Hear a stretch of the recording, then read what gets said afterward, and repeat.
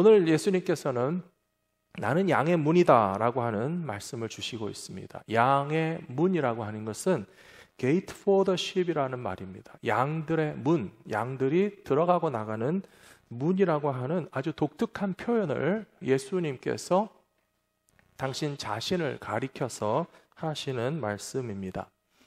우리는 예수님께서 선한 목자가 되신다는 것에 대해서는 많이 들어서 알고 있고 그 개념도 잘 이해하고 있습니다. 양들을 보살피시고 푸른 초장, 맑은 물가로 인도하시고 사나운 늑대와 이리가 나타나면 또 쫓아내시고 주의 지팡이와 막대기로 나를 안위하시나이다. 그렇게 찬송하고 있지 않습니까? 그런 목자의 의미를 잘 알고 있지만 그 목자의 의미에 더해서 예수님께서는 친히 당신이 양의 문이 되신다라고 하신 것은 얼마나 양들과 가까운 관계이고 몸을 부딪히면서 친밀한 그런 관계로서 우리를 돌봐 주시는지에 대해서 설명해 주시는 의미가 양의 문이다라고 하는 단어 속에 담겨져 있는 것입니다. 이스라엘의 목자들은 양들과 굉장히 친밀한 관계를 가지면서 지낼 수밖에 없습니다. 온몸으로 양떼를 돌보고 부딪히면서 함께 살아갑니다. 목자들은 자기의 소유된 양들에게 일일이 이름을 붙여주고 그 이름을 불러가면서 양들을 인도한다고 합니다.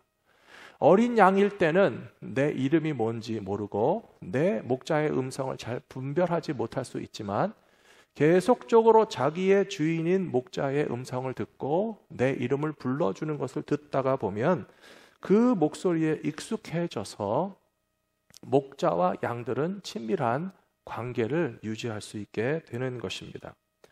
이스라엘의 목자들은 양들을 한 군데 가둬놓고 키울 수 있을 만한 넉넉한 형편이 되지 못했습니다.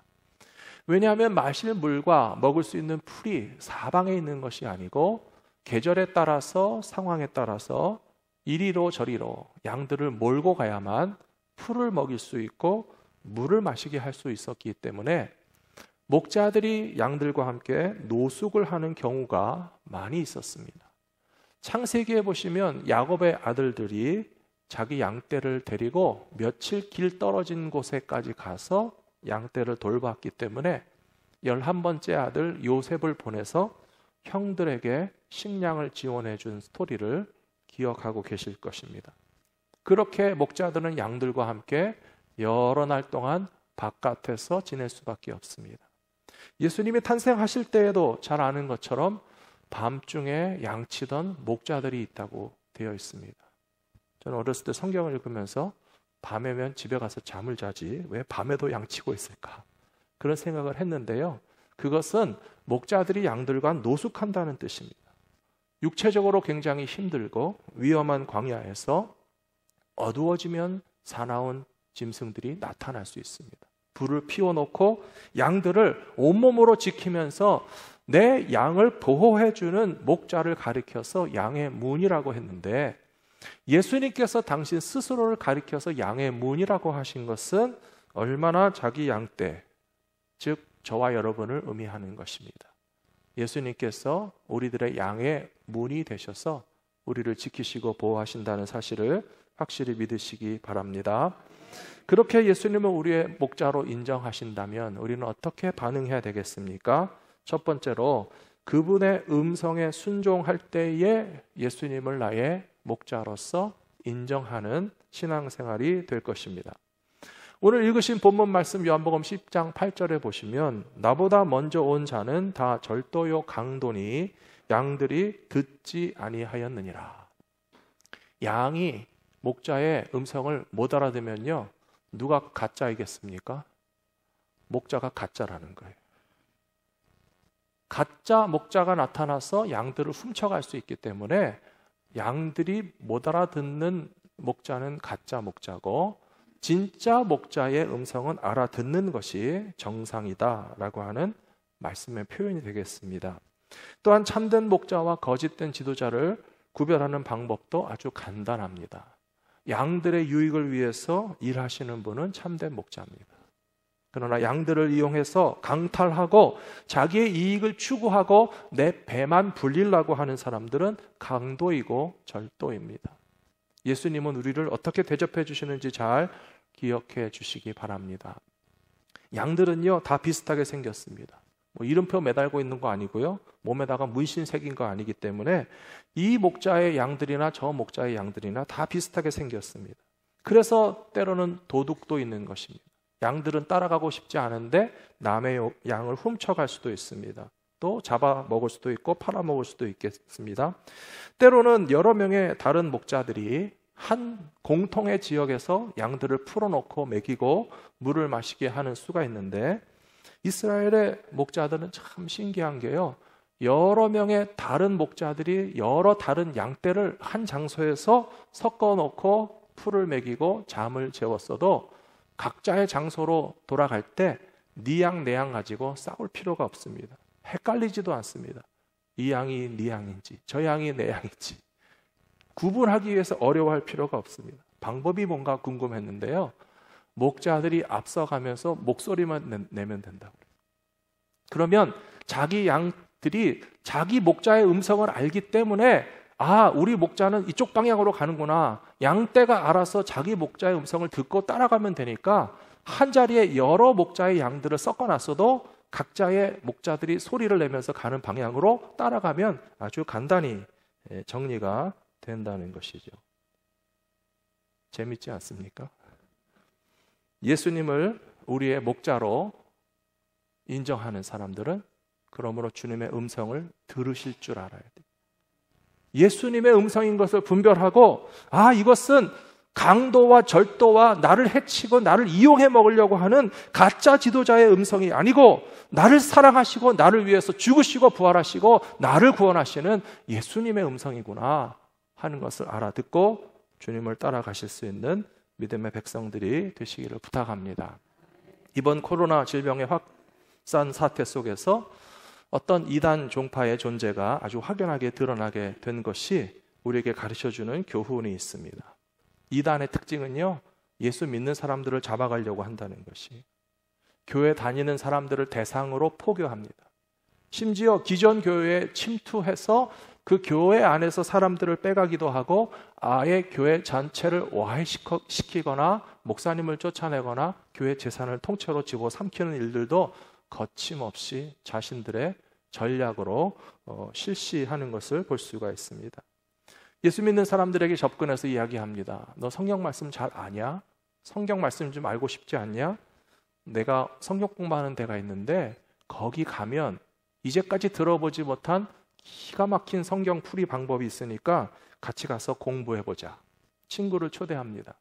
그런 곳을 가리켜서 복음방이라고 부릅니다. 비밀 성경 공부 장소입니다. 복음방을 수료하면 이제는 센터에 보냅니다.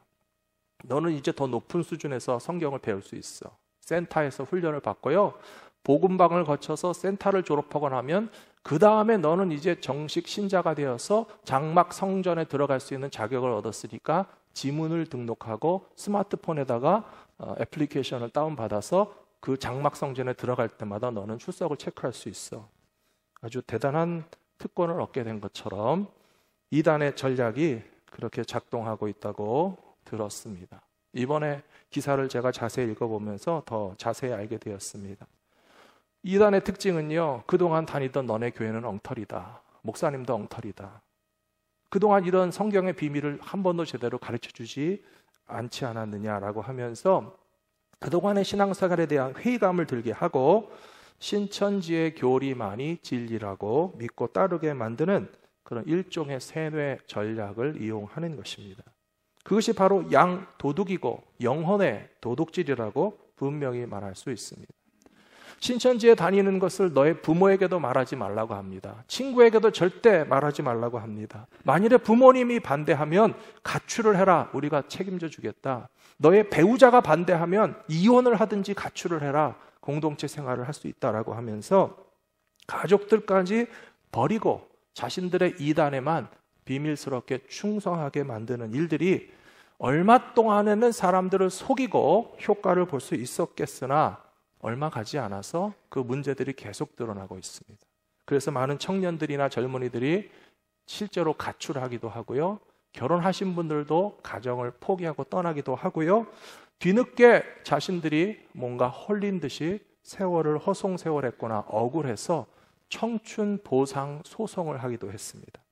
그리고 한국교회에서는 모략으로 자기의 신분을 속이고 정상적인 교회에 들어와서 비밀스러운 포교 활동과 교회 파괴 행위를 한 사람들을 징계해달라고 하는 고소를 법정에 해서 실제로 어떤 판결이 났는가 하면 모략에 의한 포교 활동은 불법이다라고 하는 판결이 났습니다. 신천지라는 사실을 속이고 멀쩡한 성도인 것처럼 교회에 들어가서 거짓말로 했던 행위들 자체가 다 불법이라고 하는 판결이 나왔음에도 불구하고 이번 발표해 보시면 전국에 24만 명이 넘는 사람들이 있습니다. 그리고 자신들이 발표한 곳은 1,100개나 되는 신천지 교회와 모임 장소가 있습니다. 그러나 개신교 정보에 의하면 1,500개 정도 되는 신천지 교회와 모임 장소가 있는데 400개 정도의 핵심적인 장소는 밝히지 않는 것이 아닌가 의심할 수밖에 없습니다. 어쨌거나 사랑하는 성도 여러분, 어떻게 사람인 교주를 따르겠습니까? 우리는 예수님의 음성을 듣고 따라가야 됩니다. 이 땅에 서 있는 교회들을 어떻게 거짓된 교회여 거짓된 목회자라고 다 부정하겠습니까? 하나님의 말씀을 우리가 분명히 깨닫고 분별하고 판단력이 있다면 다름 아닌 예수님의 음성을 듣고 생명과 진리의 길로만 따라가실 수 있는 저와 여러분들이 되시기를 부탁합니다. 요한복음 14장 23절에 보시면 예수께서 대답하여 이르시되 사람이 나를 사랑하면 내 말을 지키리니 내 아버지께서 그를 사랑하실 것이요 우리가 그에게 가서 거처를 그와 함께 하리라 말씀하셨습니다.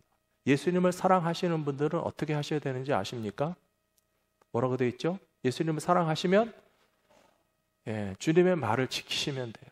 주님의 말을 따르시고 순종하고, 예수님을 사랑하는 사람들은 예수님을 알아듣고 예수님의 말씀을 지키면서 사는 것이 당연하다라고 하는 것입니다. 사랑하는 성도 여러분, 성경에 보시면 종종 예수님께서 두려워하지 말고 믿기만 하라 그런 표현들을 하셨어요.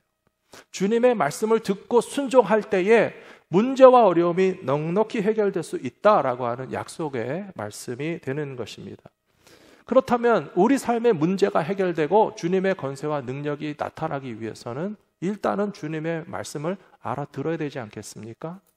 주님의 말씀을 알아듣고 그 다음에 그것을 행하면 되는 것입니다. 가나의 혼인잔치 자리에 포도주가 떨어졌습니다. 예수님께서 말씀하셨습니다. 손 닦는 물을 담는 큰 항아리에다가 물을 갖다가 부으라고 하셨어요. 하인들 중에 누구도 의심하거나 예수님이 왜 이런 걸 시키실까 주저하거나 거절하지 않고 주님의 말씀대로 순종했습니다. 항아리에다가 물 담는 것은 하나도 어려운 일이 아니에요. 더 힘든 것은 그 다음입니다. 항아리에 담긴 물을 포도주인 것처럼 떠다가 손님들에게 대접하라고 그랬어요. 우리 같으면 어떻게 할까요? 저 같아도 예수님 그 물인데요, 물을 떠다가 포도주인 것처럼 대접하면 그거 사기 아닙니까? 라고 하는 생각이 들 수도 있었을 거예요. 그런데 그 하인들은 예수님의 말씀을 듣고 행동에 옮겼습니다. 사랑하는 성도 여러분, 우리들이 예수님의 말씀을 듣고 행동으로 옮긴다는 거 쉽지 않습니다. 그런데 주님의 말씀을 듣고 그것을 행동에 옮기게 될 때에 놀라운 일이 일어나게 된다고 저는 믿습니다. 두려워하지 말고 믿기만 하라. 누구에게 하신 말씀인지 아세요? 회당장 야이로에게 하신 말씀이에요. 딸이 열병으로 죽어가는데 아버지가 이 딸을 위해서 어떻게 할 줄을 몰라서 발을 동동 구르다가 약으로도 의사로도 힘으로도 고칠 수 없는 상황인 것을 깨닫고 예수님 앞에 달려가서 무릎을 꿇고 간구했습니다. 내 딸 좀 살려주십시오. 그때 예수님께서 회당장 야이로에게 하신 말씀이 두려워하지 말고 믿기만 하라. 예수님의 말씀의 권세가 나타나기 위해서는 믿음으로 그 말씀을 받아들이고 주님을 모시고 집에 가봤더니 죽어있던 딸을 예수님께서 달리다 금 하면서 살려주셨잖아요. 사랑하는 성도 여러분, 우리 삶의 모든 것들이 이와 같은 역사로 채워지게 될 것이라고 저는 믿습니다. 복음서 중에는 예수님의 음성을 듣고 순종한 사람들의 이야기로 가득합니다. 실로암 연못가에서 앞을 보지 못하는 청년의 눈을 뜨게 해주실 때에 예수님께서 뭐라고 하셨습니까? 실로암 연못에 가서 씻어라 라고 말씀하셨어요. 말씀을 듣고 순종했으니까 눈을 떠서 보게 됐죠. 순종 안 했으면 어떻게 됐을까요? 눈에다가 흙 바르고 살았겠죠. 눈을 뜰 수 없었을 거예요. 앞을 보지 못하는 청년이 눈을 뜨게 된 것은 예수님의 말씀을 듣고 실로암에 가서 씻어라 하신 말씀대로 순종했더니 눈이 떠지더라는 것입니다. 여리고성에 들어가시는 예수님께서 뽕나무 위에 있는 삭개오를 향해서 말씀하시기를 삭개오야 내려오라 말씀하셨어요. 내려오라고 하시면 내려가셔야 돼요. 여기는요, 내려오신 분들이 모여있는 장소입니다. 예수님께서 삭개오에게 말씀하시기를 오늘 내가 너의 집에 들어가야 되겠다라고 했을 때 삭개오가 나무 위에서 안 내려오고 안 내려갈래요. 우리 집에 오지 마세요. 예수님 왜 나를 불러요? 나랑 상관없어요. 말씀을 듣고도요, 거절하고 순종하지 않으면 구원의 역사가 일어나지 않습니다. 삭개오는 내려오라 했을 때 내려왔어요. 내가 오늘 너의 집에 들어가야 되겠다 할 때 마음문을 열고 예수 그리스도를 영접했기 때문에 삭개오의 인생 가운데 구원의 역사가 일어난 것처럼 예수님의 음성을 들을 뿐만 아니라 그 말씀을 순종하여서 행하며 살아가실 수 있는 하나님의 백성들이 되시기를 부탁합니다. 목자의 음성을 들어야만 그분의 양이라는 것이죠. 두 번째로 예수님을 양의 문으로 삼으면 우리는 들어가며 나가면서 신령한 복을 받는다라고 말씀하셨습니다. 요한복음 10장 9절에 보시면 내가 문이니 누구든지 나로 말미암아 들어가면 구원을 받고 또는 들어가며 나오며 꼴을 얻으리라. 주님이 말씀하셨습니다. 주님께서 내가 양의 문이라고 하시면서요, 나를 통해서 들어가야만 구원이 있다라고 분명히 말씀하고 계시는 것입니다. 구약 성경에 보시면 성전이 있고 성막이 있었는데요, 문이 있었겠죠. 성전에도 바깥에 문이 있고 성소의 문이 있고 지성소의 휘장이 있습니다. 구약시대 성막에도 바깥에 휘장으로 마당을 경계선을 쳐놓고 성막 안에 들어가면 또 그 안에 지성소에 들어가기 위해서 두꺼운 천으로 가려진 성소와 지성소를 가로막는 커튼이 있었어요. 그 지성소 안에 들어가기 위해서는 1년에 딱 한 번 대제사장이 희생 제물 양의 피를 가지고 자기 몸도 씻고 피로 자기의 정결케 하고 그 속죄의 어린 양의 피를 가지고 지성소 안에 들어가서 하나님 앞에 회개하고 용서받고 나와야 되는 일들이 있었거든요.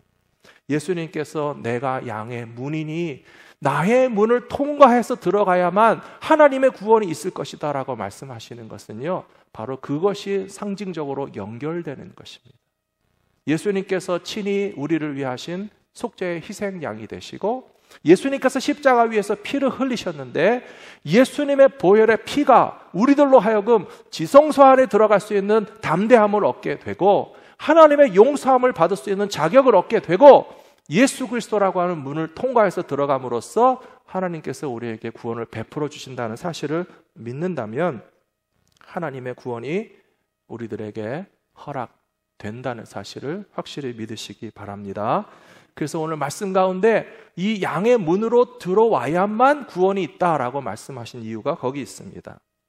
또 이어서 하반절에 보시면 문에 들어가고 나오면서 꼴을 얻으리라 그렇게 말씀하셨어요.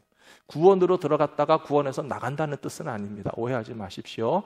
예수님이라고 하는 양의 문에 들락날락 계속 동행하고 거할 때 신령한 복을 주신다는 뜻이죠. 저는 이 말씀을 읽고 우리가 학교 다닐 때 학교 정문을 통과하는 거랑 비슷하다는 생각이 들었습니다. 동문수학이라는 말을 들어보셨습니까? 좀 어려운 말이지만 동문수학이라는 말은요, 같은 선생님 밑에서 함께 배운 친구들이라는 뜻입니다. 그래서 우리 흔히 쓰는 말로 동문회가 있잖아요. 중학교 동문회, 고등학교 동문회, 대학교 동문회가 있으실 텐데요. 동문회가 바로 이 동문수학이라는 말에서 나온 것을 알 수가 있습니다. 분명한 것은 어떤 문을 드나 들었느냐라고 하는 것보다 더 중요한 것이 학교에 왔다 갔다만 한다고 해서 학생이 공부를 하는 것은 아니잖아요. 배운 것을 익히고 내 것으로 삼고 그것으로 인해서 어떤 성숙과 성장을 이루어서 학교에서 배운 지식을 내 것으로 삼아서 성숙한 인간으로 살아가야만 그 학교를 다녔다라고 하는 것이 유익하게 되는 것처럼, 예수님을 문으로 삼고 들락거린다라고 하는 것은 그냥 교회만 왔다 갔다 하는 것을 의미하는 것이 아닙니다. 예수 그리스도께서 주시는 생명과 진리의 말씀을 받아 먹고 영적으로 신앙적으로 우리가 자라야 되는 것이고 성숙해야 되는 것이고 강해져야 되는 것이고 진리와 아닌 것을 분별할 줄 알아서 이단의 유혹과 시험이 다가오면 주님의 말씀을 가지고 판단해서 그것을 물리치실 수 있는 하나님의 백성들이 되시기를 부탁합니다. 신명기 28장에도 보시면 들어가도 복을 받고 나가도 복을 받고 그런 말씀이 있어요. 크리스찬들이 되게 좋아하는 말씀이기는 합니다. 신명기 28장은 축복의 선언이고요. 신명기 28장 말씀 좀 보여주시죠. 내가 내 하나님 여호와의 말씀을 청종하면 이 모든 복이 내게 임하여 내게 이르리니 성읍에서도 복을 받고 들에서도 복을 받을 것이며 들어가도 복을 받고 나가도 복을 받고 광주리가 복을 받고 떡밥줄 그릇이 복을 받고, 되게 우리 크리스찬들이 좋아하는 말씀이란 말이에요. 자녀들이 복을 받고 짐승도 복을 받고. 그런데 자꾸 이 복을 받는 데에만 마음이 급해서 거기 가서 신경을 쓰다 보면요, 아주 중요한 포인트를 잃어버릴 수가 있어요. 중요한 포인트는 3절이 아니고 2절입니다. 뭐라고 되어 있습니까? 내가, 같이 읽겠습니다. 내가 내 하나님 여호와의 말씀을 청종하면 이 모든 복이 내게 임하여 내게 이르르니. 사랑하는 성도 여러분, 복 받는 거 좋지만 복 받는 데만 마음 급해서 달려가지 마시고 가장 중요한 조건, 내가 내 하나님 여호와의 말씀을 듣고 순종하면, 청종이라는 말이 그렇잖아요.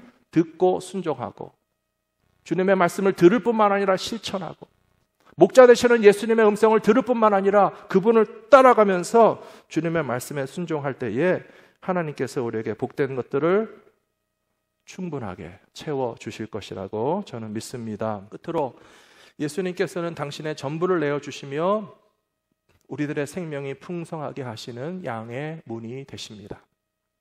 요한복음 10장 10절에 보시면 도둑이 오는 것은 도둑질하고 죽이고 멸망시키려는 것뿐이요 내가 온 것은 양으로 생명을 얻게 하고 더 풍성히 얻게 하려는 것이라. 주님이 말씀하셨습니다. 선한 목자는 양떼를 위하시는 분이라는 것입니다. 양떼의 유익과 양떼의 풍성함을 위해서 섬겨주시고 베풀어주시고 우리를 채워주시는 분이시고, 우리가 가진 것을 빼앗아가는 사람들은 도둑이고 강도라고 분명히 말씀하고 계십니다. 그것은 아무리 종교에 탈을 쓰고 있어도 마찬가지입니다. 영혼을 도둑질하고 자기의 배만 불리려고 하는 자들이 바로 절도이고 강도입니다. 안타깝지만 잘못된 지도자들, 이단 지도자들은 양떼를 사랑하지 않습니다. 양떼를 이용합니다. 착취합니다. 예수님께서는 우리의 삶을 풍성하게 하기 위해서 당신의 모든 것을 다 주시는 예수님이십니다. 예수님께서 우리를 어떻게 위하시는지 이 시간 잘 생각해 보십시오. 하나님의 아들이신 예수님께서 인간의 몸을 입고 이 땅에 성육신 하신 이유는 자기의 몸을 주시기 위해서 사람의 몸을 입으셨다라고 저는 생각합니다. 병든 자에게는 고침을 주시고 억눌린 자에게 친구가 되어주시고 자신을 양의 문처럼 사용하실 뿐만 아니라 십자가 위에서 희생의 제물로 자기의 생명을 내어주시기까지 예수님은 오직 우리를 위하는 일을 위해서 베풀어 주시고 나누어 주시고 우리를 채워주시기만 하는 예수님이신 것을 생각한다면 우리가 왜 예수님을 믿고 따라가야 하는지에 대해서 충분히 이해하실 것입니다. 저는 교회의 사명도 마찬가지라고 생각합니다. 교회는요, 베풀어 주는 곳이 되어야 됩니다. 예수님을 가지고 채워주는 사역을 감당하는 것이 바로 교회라고 하는 것입니다. 그리고 교회 지도자들과 사역자들이 가지고야 할 태도가 있다면 우리는 교회를 통해서 주님의 양떼인 성도들을 어떻게 채워줄 수 있을까라고 하는 생각을 해야만 주님의 참된 사역자라고 말할 수가 있습니다.